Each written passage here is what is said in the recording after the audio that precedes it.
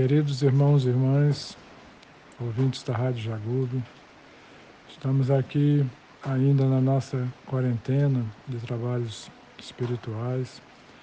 Provavelmente muitos de nós hoje reunidos nos seus lares, sintonizados nessa grande corrente espiritual que é essa vigília da Semana Santa, da Paixão do Nosso Senhor. Ano após ano, século após século, milênio após milênio, muitas gerações tiveram a oportunidade de meditar sobre esse grande mistério, o mistério da encarnação, que quando em algum momento muito especial e único da história humana ocorreu aquilo que é o encontro de Deus com o homem e do homem com Deus. Por um lado, todos nós nesse dia sentimos o coração cheio de alegria ao imaginar Jesus de Nazaré percorrendo os caminhos poerentos da Galileia ou andando com seus séquito de pescadores de alma, espalhando a boa nova, celebrando a vida, anunciando que o reino de Deus estaria próximo e também sentando à mesa, com os pobres, os excluídos da sociedade. Eu, particularmente, quando tive a oportunidade de peregrinar na Terra Santa e andar ali na margem do Lago do Tiberíades, eu senti uma emoção muito grande, como parecia que cada grãozinho de areia se revestia de um caráter sagrado, Por outro lado, a Semana Santa também nos traz um final trágico, Depois do seu curto ministério, tanto sofrimento e solidão que passou Jesus, culminando na sua morte abjeta na cruz, e também pensando na perplexidade, na angústia e no medo que estava rondando todos os seus discípulos da Sexta-feira Santa para o Sábado de Aleluia. Onde aquela alegria, aquele amor, aquela esperança na redenção da humanidade, para onde tinha ido tudo isso? Tudo aquilo tinha sido acabado, tinha sido um engano, foi esmagado pelo tacão da bota imperial de Roma. Que reflexão, que a gente pode fazer acerca dessa história, que ainda hoje é a história mais contada, mais recontada e mais lembrada de todos os tempos, Porque Jesus, além do seu lado divino, na sua vida ele foi um personagem histórico, Foi um ser humano, um homem como qualquer um de nós, que viveu num período muito especial da história entre o Antigo e o Novo Testamento, uma época de grande efervescência espiritual, social, quando a Palestina estava ocupada pelas legiões romanas e quando também havia um forte movimento nacionalista de resistência, de radicalismo religioso e político. E também havia uma grande expectativa, principalmente pelo povo mais humilde, da chegada do Messias, que fora anunciado pelos antigos profetas. Durante então o seu ministério e principalmente depois da sua morte, muitos dos seus contemporâneos lembraram das palavras do profeta Isaías, que 600 anos antes, se referindo ao Messias como o servo sofredor de Deus, disse o seguinte: certamente ele carregou os nossos sofrimentos, e as nossas dores ele levou, e reputávamos como machucado, ferido por Deus e oprimido. mas ele foi trespassado pelas nossas transgressões e moído pelas nossas iniquidades. O castigo que nos traz a paz estava sobre ele, e suas feridas foram cura para nós.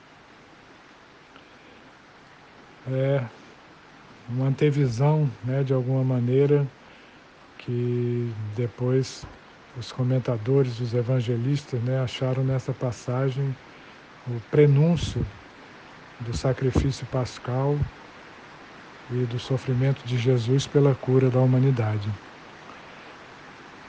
Muito provavelmente, quando Jesus resolveu ir para Jerusalém na Páscoa, ele já tinha intuído seu destino. Muito provavelmente também ele já estava vendo qual era o significado de tudo aquilo que viria em seguida. E quando ele expulsou os cambistas do templo, ele desagradou tanto as autoridades do Sinédrio, que era a mais alta instância, instituição religiosa e política dos judeus, como principalmente também a atenção dos romanos, que durante as festividades da Páscoa temiam, tinham muito medo de qualquer tipo de agitação e efervescência nas massas populares, que afluíam para o grande templo de Herodes, construído por Herodes. Então, depois da traição de Judas, da transfiguração, o Getsame, ele foi condenado pelo legado romano Pôncio Pilatos a morrer vergonhosamente na cruz. Então, nessa vigília da Semana Santa, a gente deve acompanhar cada um desses passos, meditar sobre cada uma dessas etapas, passando pela ceia pascal, pela transfiguração no Getsame, a traição de Judas, a via dolorosa até o Gólgota, a crucificação e finalmente a ressurreição no domingo pascual. Devemos percorrer essa via crucis interior, pois cada uma dessas etapas, se reveste de um profundo significado esotérico, são assim como uma iniciação.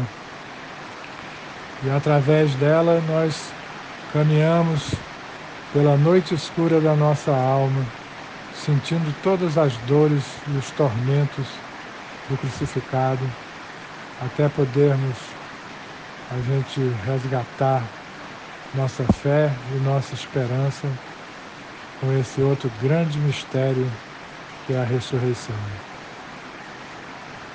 Que, como diz um hino, na ressurreição toda lógica se dissolve. Tem um hino que diz assim: o que o entendimento não alcança é a chance para a fé poder brotar. O relato dos apóstolos, que teriam sido as testemunhas oculares da ressurreição do nosso Senhor, foi colhido mais ou menos 1 ou 2 gerações depois pelos evangelistas, que por sua vez eram discípulos dos apóstolos e que pegaram essas tradições orais que ainda circulavam na época para escrever os evangelhos. Mas a gente tem que destacar que o testemunho mais fundamental de todos foi o de Maria Madalena. Ela é que foi a primeira a se deparar com o túmulo vazio. E esse depoimento dela, quando ela retorna para comunicar a João e Pedro esse fato, talvez tenha sido o mais importante testemunho para o futuro de toda a cristandade. Foi através desse depoimento, desse testemunho, que a doutrina do caminho, como era chamada até então a doutrina cristã, deixou de ser uma pequena seita que ainda era vinculada de alguma maneira ao judaísmo e talvez até tivesse condenado ao esquecimento, principalmente depois que Jerusalém foi dizimada pelos romanos no ano 70, e foi assim que ela se espalhou por todo o globo, através dessa poderosa imagem do Cristo ressuscitado, do Cristo ressurrecto. Principalmente depois, aí já é uma outra história, pelas viagens missionárias do apóstolo Paulo. Então a ressurreição se consolidou como um fato incontestável. Além da força do testemunho apostólico, não há como a gente explicar, né? Não era possível que todos os apóstolos tivessem mentido, né? Não é possível explicar a coragem, a certeza, o fervor dos cristãos que não se dobravam diante das perseguições e se negavam a chamar o imperador de Senhor. Não importa se a maioria viu o relato da ressurreição como uma retomada do corpo físico de carne, como afirma a ortodoxia da Igreja no credo, e outros também que compreenderam isso como um corpo de luz, o fruto de visões espirituais recebidas pelos apóstolos e depois também pelos 2 discípulos a caminho de Emaús e finalmente pelos 500 discípulos reunidos, conforme Lucas descreve no Atos dos Apóstolos. O fato é que a promessa foi cumprida como ele anunciou. O templo do seu corpo e principalmente o seu espírito se reergueu após o 3º dia, conforme ele mesmo tinha falado. Durante mais de 2 milênios, centenas de milhões de pessoas acrescentaram com a sua fé a confirmação dessa verdade, a sua presença viva no decorrer de todas essas eras. E até o tempo passou a ser contado antes e depois dele. Bem, finalizando, no tempo de hoje, esse templo continua sendo nós. E ele, que é o Cristo interno e eterno, vive nosso eu superior à espera de ser ressuscitado. Dizia o padrinho, ouvi ele falar, vamos tirar o Cristo da cruz, que ele já está enjoado de ficar lá. Mas para ele brilhar, precisamos ter a consciência de sua presença em nós, como amigo, consolador, amado, que fica cada vez mais nítido, isso fica cada vez mais nítido a partir do nosso próprio progresso espiritual. Finalizando mesmo, quero reportar aqui um monge dominicano que lidera um movimento mundial muito interessante de meditação cristã. E ele sugere uma meditação muito incrível. Ele se reporta a uma passagem do Evangelho quando Jesus faz a seguinte pergunta a alguns de seus apóstolos, não me lembro bem. A pergunta é, e vós, quem achais que eu sou? Bem, ele recomenda que não tenhamos pressa em responder, ou melhor, que nem se preocupe com a resposta, que deixe essa pergunta ficar ecoando dentro de você, talvez a vida toda. Mas, afinal de contas, o meu encontro com Jesus, só eu sei destrinchar. Uma boa Semana Santa para todos vocês.